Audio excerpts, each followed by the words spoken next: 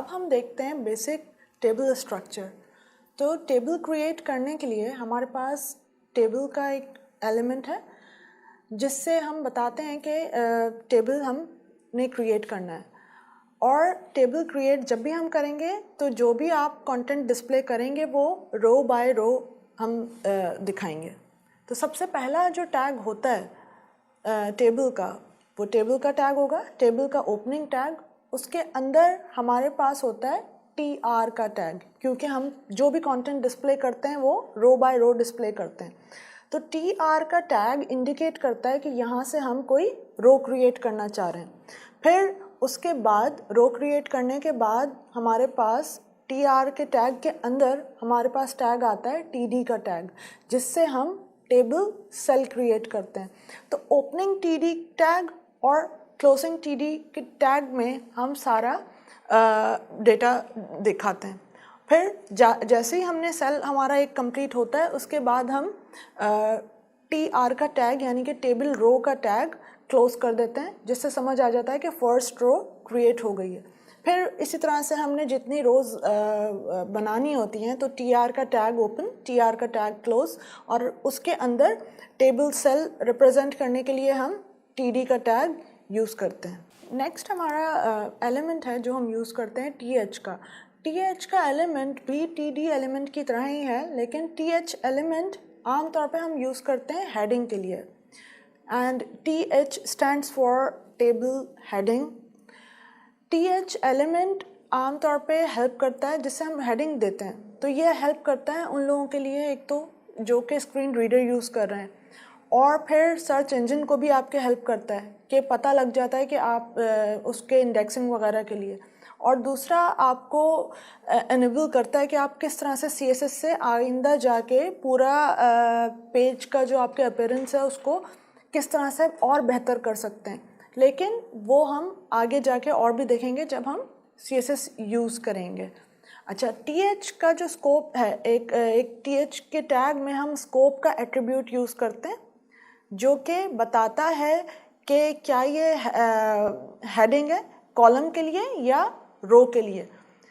तो ये दोनों वैल्यूज़ ले सकता है। रो इंडिकेट करता है हेडिंग फॉर अ रो, और COL इंडिकेट करता है हेडिंग फॉर अ कॉलम।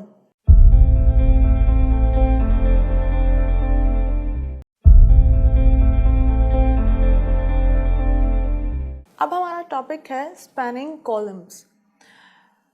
इसके लिए हम एक एट्रीब्यूट यूज़ करते हैं कॉल स्पैन का। अगर आप कॉल स्पैन एट्रीब्यूट की वैल्यू स्पेसिफाई करते हैं 2, इसका मतलब ये है कि एक कॉलम है जो कि 2 कॉलम की जगह लेगा। कॉल स्पैन एट्रीब्यूट आप TH पे यानी कि टेबल हेडिंग पे और TDs दोनों पर यूज़ कर सकते हैं। अच्छा, अब आप यहाँ पर इस एग्जाम्पल से देखिए। इस एग्जाम्पल में आप देख सकते हैं कि ये प्रिंटेड अनस्टिच, ये जो ओरिजिनल प्राइस ने यहाँ पर एक 2 कॉलम की जगह ले ली है और एक ही कॉलम बना दिया है। ये एग्जाम्पल से आपको समझ आ रहा होगा। ओरिजिनल प्राइस और ये यहाँ पर आप देख सकते हैं जो 3000 वैल्यू है, ये कॉल स्पैन की वैल्यू यहाँ पर हमने 2 दी, तो 2 कॉलम की जगह एक कॉलम ने ले लिया।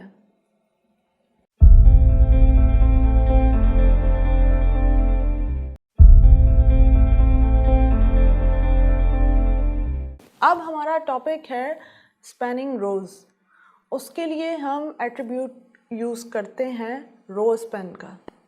तो यहाँ आप एग्जाम्पल में देख सकते हैं, इधर एक 2 रो की जगह एक रो ने ले लिया।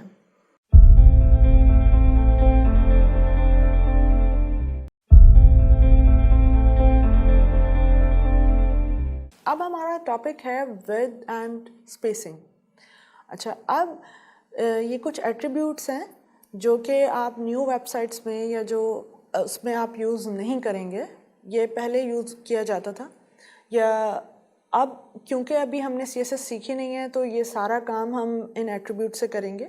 लेकिन ये सारे एट्रीब्यूट्स को रिप्लेस कर दिया है CSS ने, और नई वेबसाइट्स में ये एट्रीब्यूट्स आमतौर पे यूज़ नहीं होते। लेकिन अगर आप पुरानी वेबसाइट्स देखें तो उनमें जो हमने विड्थ सेट की है या आपने टेबल सेल्स के दरमियान स्पेसिंग दी हुई है, तो हम ये एट्रीब्यूट्स यूज़ करते थे। अच्छा, हमने ये पहले सीखा है कि एट्रीब्यूट्स हमेशा ओपनिंग टैग में होंगे। तो अब हम एक एट्रीब्यूट देखते हैं विद हम हमेशा ओपनिंग टैग में देंगे, और ये पूरे ओवरऑल टेबल की विद सेट करने के लिए हम यूज़ करते हैं। अब यहाँ पर आप देख सकते हैं कि एक एट्रीब्यूट ओपनिंग टैग में हमने और यूज़ किया है, सेल पैडिंग। ये आम तौर पे हम यूज़ करते हैं जब भी आपने स्पेस देनी है हर टेबल सेल के दरमियान, तो ये स्पेस क्रिएट करता है। ये एट्रीब्यूट स्पेस क्रिएट करेगा between each cell of the table. तो ओपनिंग टेबल टैग में हम दो और एट्रीब्यूट यूज़ कर सकते हैं, सेल पैडिंग और cell spacing. Cell padding attribute हम यूज़ करते हैं टेबल के अंदर जो सेल हैं, टेबल सेल के दरमियान स्पेस देने के लिए, ठीक है, inside each cell of the table जब भी आपने स्पेस देनी है। और सेल स्पेसिंग एट्रीब्यूट हम ये यूज़ करते हैं स्पेस क्रिएट करने के लिए दो सेल्स के दरमियान। तो यहाँ पर आप टेबल देख सकते हैं सेल स्पेसिंग और सेल पैडिंग एट्रीब्यूट यूज़ करने के बाद।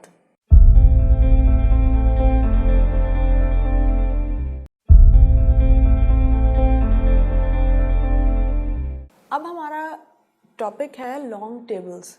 तो हमारे पास 3 एलिमेंट्स हैं जो आपको हेल्प करते हैं टेबल को स्प्लिट करने में। कौन से टेबल्स? जो कि आमतौर पर आपने अक्सर देखा होगा कि बहुत बड़े बड़े टेबल्स होते हैं, तो उनको हम 3 एलिमेंट से स्प्लिट कर देते हैं और उसमें हम मेन कंटेंट दिखाते हैं टेबल का। तो 3 एलिमेंट्स कौन कौन से हैं? टी हेड, टी बॉडी और टी फुट। टी हेड आपका टेबल हेड, जिसमें आप आमतौर पे हेडिंग्स वगैरह दिखा सकते हैं।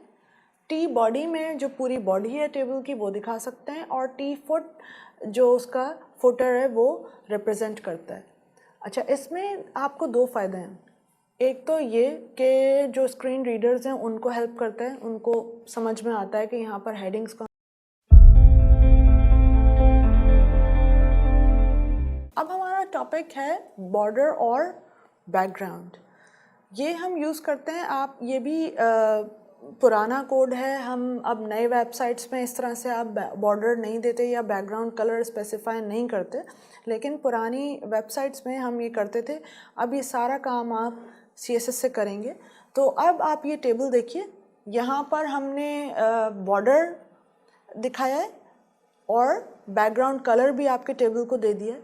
उसके बाद आप देखिए, तो बॉर्डर क्रिएट करने के लिए हम बॉर्डर हम हमेशा दे सकते हैं, टेबल पे भी दे सकते हैं और TDs पे भी दे सकते हैं, ठीक है। और विड्थ आप स्पेसिफाई कर सकते हैं कि आपने कितना बॉर्डर रखना है, कितना थिक रखना है या कितना थिन रखना है, वो भी आप उसकी वैल्यू आप बता सकते हैं। दूसरा, हम एट्रीब्यूट यूज़ करते हैं BG कलर, यानी कि बैकग्राउंड कलर, और आप बैकग्राउंड कलर भी स्पेसिफाई कर सकते हैं। तो बैकग्राउंड कलर स्पेसिफाई करने के लिए या तो आप कलर नेम दे दीजिए, कोई भी आप कलर नेम दे दें, या फिर उस कलर का हैक्स कोड भी आप स्पेसिफाई कर सकते हैं। तो अभी हमारे पास 147 कलर नेम्स हैं प्री डिफाइंड, जो कि आपका ब्राउज़र रिकग्नाइज करता है।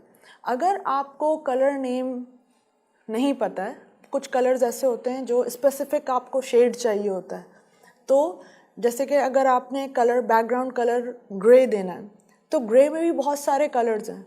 अगर आपको कोई स्पेसिफिक उसमें शेड पसंद आ रहा है, तो उस कलर का आप हैक्स कोड निकालें और वो हैक्स कोड स्पेसिफाई कर दें, तो एग्जैक्ट कलर आप मैच कर सकते हैं। तो ये हमने एक टेबल क्रिएट किया था जिसमें कोई बैकग्राउंड कलर नहीं है, कुछ अभी विड्थ सेट नहीं की हुई है टेबल की। यहाँ आप देख सकते हैं बैकग्राउंड कलर ऐड करने के बाद टेबल आपका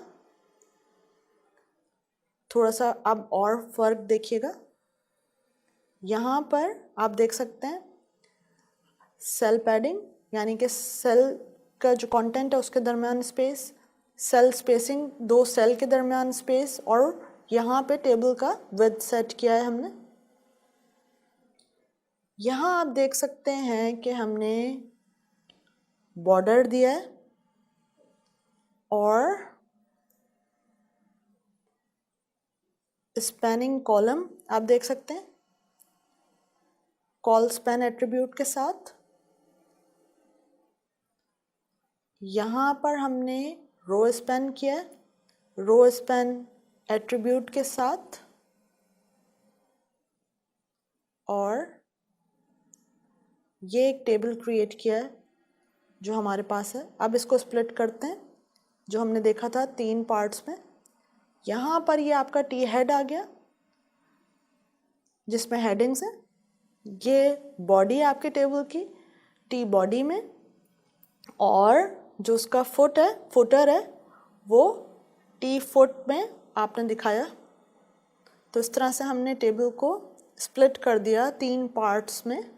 अब इसको कोड हम कैसे करेंगे वो अभी हम देखते हैं कि किस तरह से टेबल आप कोड के साथ क्रिएट कर सकते हैं।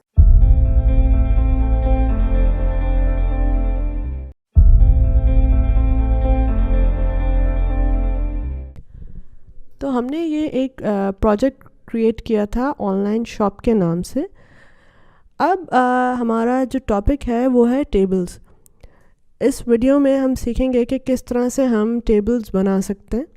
तो इसी प्रोजेक्ट में फैशन के फोल्डर में विमेन का एक फ़ोल्डर है और क्लोथिंग। फिर यहाँ पर जो index.html की फ़ाइल है, यहाँ हम एक टेबल क्रिएट करते हैं। इधर टाइटल दे देते हैं टेबल्स।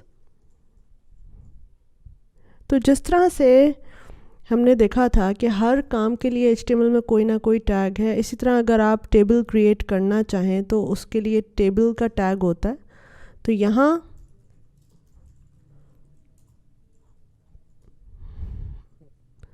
पहले मैं दे देती हूँ कि हमें टेबल एक्चुअली क्रिएट करना है कि हम बताएंगे ये कि एक टेबल में कि अपनी अवेलेबल प्रोडक्ट्स दिखाएंगे, फिर उनके जो ओरिजिनल प्राइसेस हैं वो दिखाएंगे, और कुछ सेल प्राइसेस हैं वो दिखाएंगे। तो यहाँ अब मैंने एक टेबल का टैग यूज़ किया है।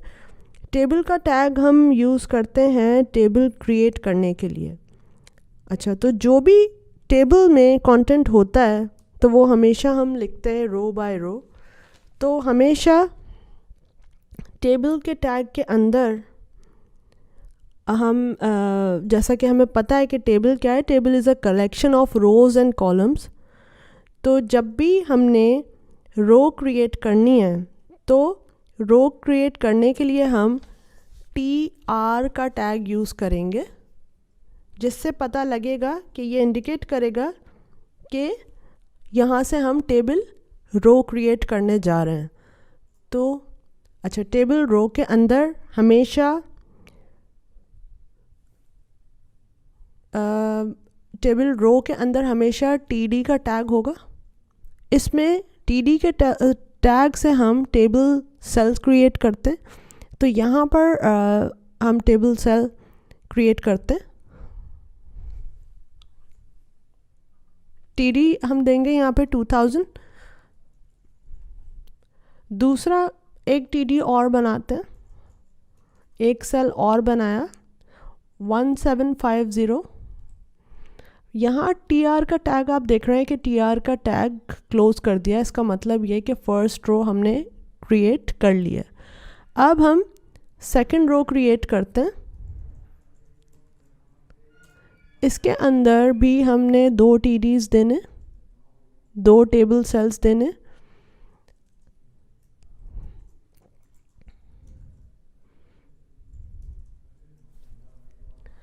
अब हम थर्ड रो क्रिएट करेंगे जिसके अंदर 2 TDs हम देंगे। इसके बाद फोर्थ रो क्रिएट करते हैं। और इसके भी 2 टेबल सेल्स हैं। अच्छा, अब जैसा अभी हमने देखा था कि टेबल जो भी आप लिखते हैं, टेबल बनाते हैं, वो सारा डेटा रो बाय रो हम स्पेसिफाई करते हैं। तो ये हमने 4 टेबल रोज़ क्रिएट किए हैं और उन रोज़ के अंदर कुछ डेटा दिया है। तो अब यहाँ इसको रन करके देखते हैं।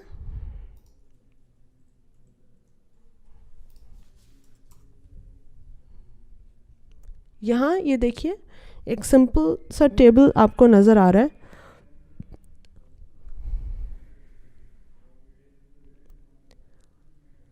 अब मैं यहाँ पे क्या करूँगी, इधर इसको हम टेबल के टैग में हमेशा हम कुछ एट्रीब्यूट यूज़ कर सकते हैं। तो यहाँ हम विद स्पेसिफाई कर देते हैं टेबल का, विद 500 यहाँ पर हम दे देते हैं। तो विद देखें, ये कुछ आउटडेटेड एट्रीब्यूट्स हैं जो यहाँ हम यूज़ कर रहे हैं। ये सारा काम अब जो हम करेंगे वो हमेशा CSS से करेंगे। तो पूरे टेबल का जब आपने विद स्पेसिफाई करना हो तो उसके लिए विद का एट्रीब्यूट यूज़ करते हैं। इसी तरह से आप टेबल पे बॉर्डर और बैकग्राउंड भी दे सकते हैं। तो बॉर्डर का एट्रीब्यूट हम ओपनिंग टेबल टैग में यूज़ करते हैं और बॉर्डर की विड्थ क्या हो वो भी हम स्पेसिफाई कर सकते हैं। तो यहाँ हम बॉर्डर की विड्थ दे देते हैं 2। इसी तरह से बैकग्राउंड कलर भी हम अब CSS से ही करते हैं।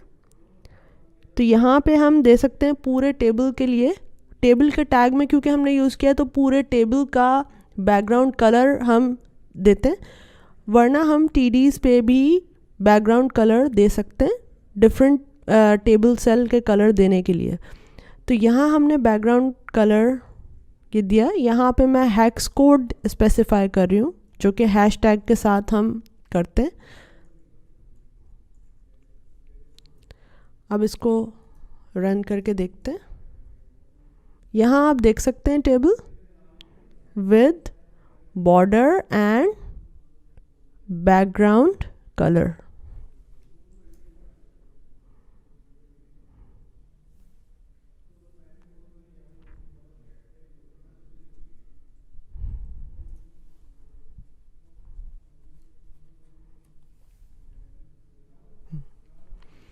अब हम क्या करते हैं, अब इस टेबल के लिए हम हेडिंग्स दे देते हैं।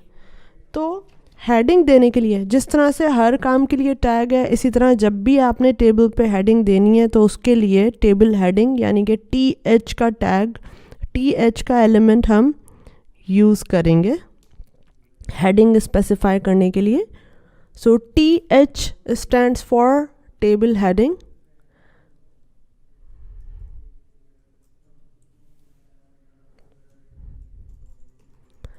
हेडिंग्स भी हमने रोज़ में स्पेसिफाई करनी है, तो पहले हमने TR का टैग दिया और उसके अंदर हमने TH का ओपनिंग टैग और TH का क्लोजिंग टैग में हम अपनी फर्स्ट हेडिंग दे देते हैं जो कि है प्रोडक्ट्स। सेकंड हेडिंग उसके लिए अगेन TH का टैग ओपन, TH का टैग क्लोज, ओरिजिनल प्राइस हमारी सेकंड हेडिंग है। और थर्ड हेडिंग है डिस्काउंटेड प्राइस। तो इस तरह से हमने 3 मेन हेडिंग्स यहाँ पर दी हैं। और अब मैं क्या करना चाहती हूँ कि ये जो 3 रोज़ बनाई थी पहले, इनको भी हेडिंग दे दूँ।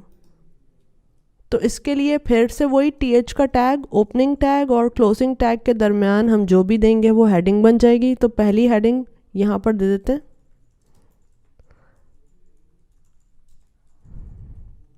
पहली हेडिंग हमने दी। अब यहाँ मैं सेकंड हेडिंग दे देती हूँ।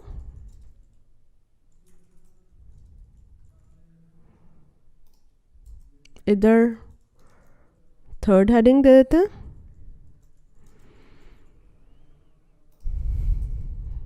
यहाँ पर फोर्थ हेडिंग्स दे देते हैं। तो जितनी रोज़ हमने बनाई थी उन सब पर हमने हेडिंग्स दे दी। अब इसको ब्राउज़र में रन करके देख लेते हैं। यहाँ आप देख सकते हैं कि available products, original price, discounted price, और यहाँ पर जो रोज़ आपने क्रिएट की थी उन सब के लिए हेडिंग्स हमने दे दी। अब हम क्या करेंगे, कुछ और एट्रीब्यूट्स हैं जो कि यहाँ हमें यूज़ करने।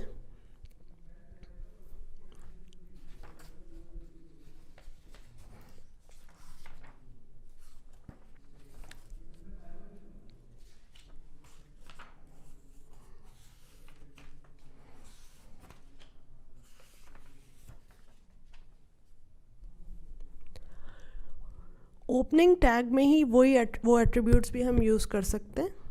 तो यहाँ हम देंगे सेल पैडिंग।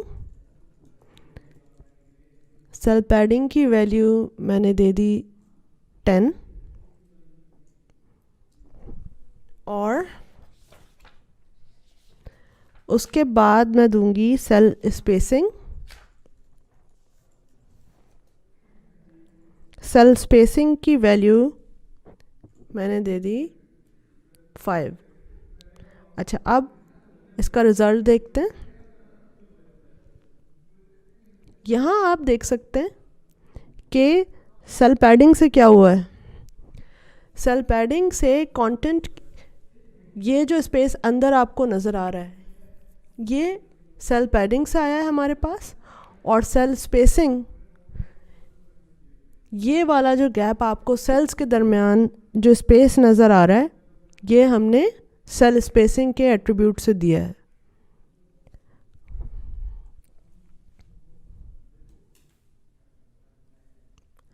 अच्छा, इसके अलावा 2 और एट्रीब्यूट्स होते हैं। कॉल स्पेन का पहले हम एट्रीब्यूट यूज़ करते हैं। तो ये जो प्रिंटेड अनस्टिच वाला जो हमारे हेडिंग है, यहाँ हम क्या करेंगे कि कॉल स्पेन का एट्रीब्यूट यूज़ करके देखते हैं।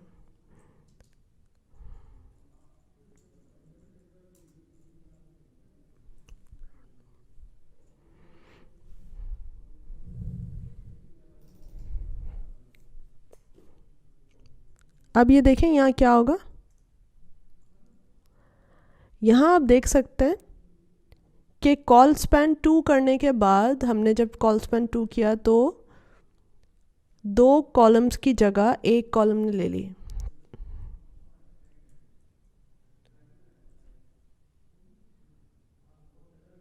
इसी तरह से अब रो स्पैन का एक एट्रीब्यूट है, वो यूज़ करके देखते हैं।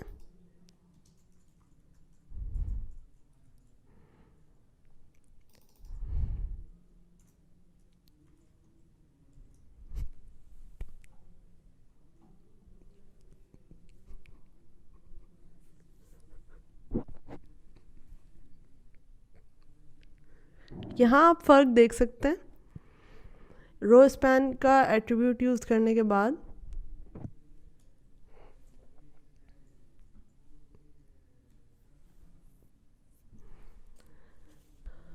तो अब टेबल के एंड में मैं एक नोट ऐड करती हूँ।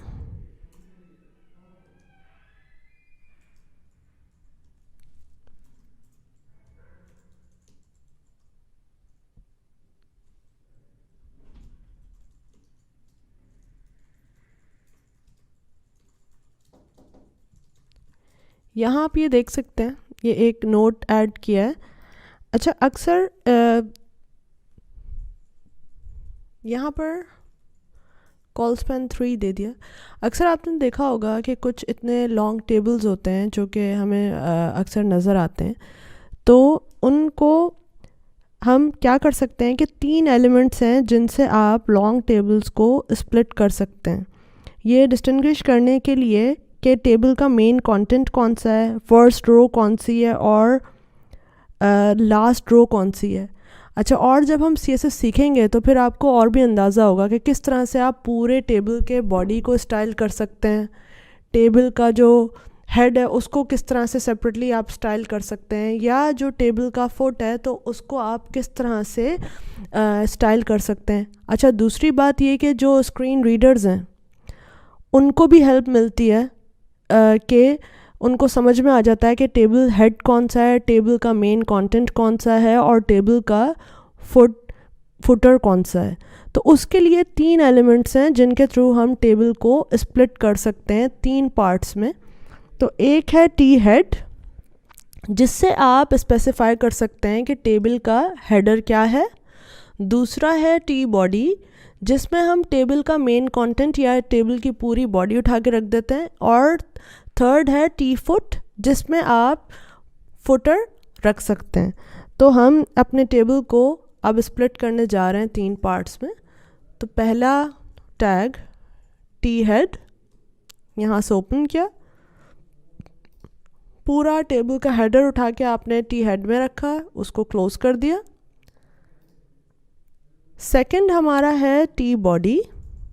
तो मेन कंटेंट आपका या टेबल की जो बॉडी है उसको हमने इस टैग में रखा और यहाँ पर टैग को क्लोज कर दिया। थर्ड है टी फुट। इसमें हमने फुटर रख दिया, जो अभी हमने नोट दिया था उसको यहाँ पे रख दिया। अब आप फाइनल टेबल देखिए,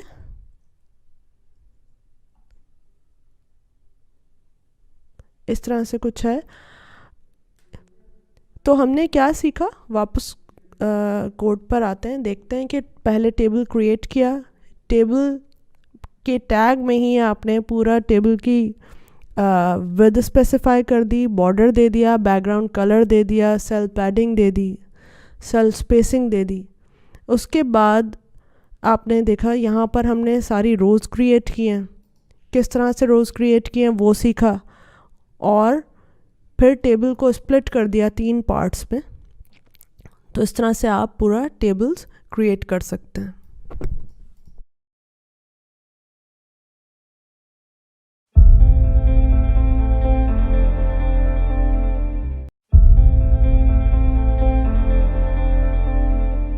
The table element is used to create tables in a web page.